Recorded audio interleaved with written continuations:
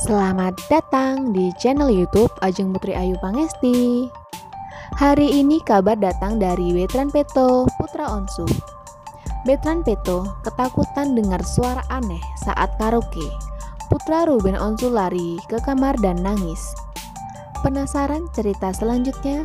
Jangan lupa like, komen, dan subscribe untuk lanjut ke video selanjutnya. Betran Peto menceritakan pengalamannya yang mendengar suara aneh ketika karaoke di rumah baru Ruben Onsu. Cerita itu diungkap Putra Ruben Onsu saat menjadi narasumber di kanal YouTube MOP Channel, dilansir Tribun Jakarta pada Jumat 22 Mei 2020. Pengalaman itu dibagikan Betran Peto di depan Sarwenda dan Ruben Onsu. Betran Peto mengaku mengalami kejadian aneh hingga membuatnya ketakutan sendiri.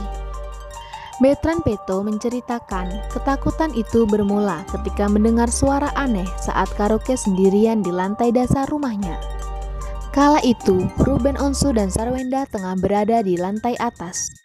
Sementara asisten rumah tangga mereka tengah berada di dapur dengan posisi pintu terkunci. Dengan kondisi tersebut, Betran Peto tiba-tiba mendengar suara aneh. Lebih lanjut, rupanya suara aneh itu kembali muncul, hingga Betran Peto menutup wajahnya dengan bantal. Suara ketiga pas karaoke, Onyo mulai cari asal suaranya, kata Betran Peto. Kemudian saat suara aneh itu kembali terdengar, keempat kalinya Betran Peto sontak lempar remote dan lari ke lantai atas. Onyo langsung lari ke lantai atas, terus di kamar nangis, imbuh Betran Peto. Betran Peto mengaku saat itu ketakutan karena tak mengetahui asal suara tersebut. Meski demikian, ketika turun ke lantai bawah, ia baru melihat jika ada alat pengharum ruangan yang berbunyi. Ada-ada saja Betran Peto ini.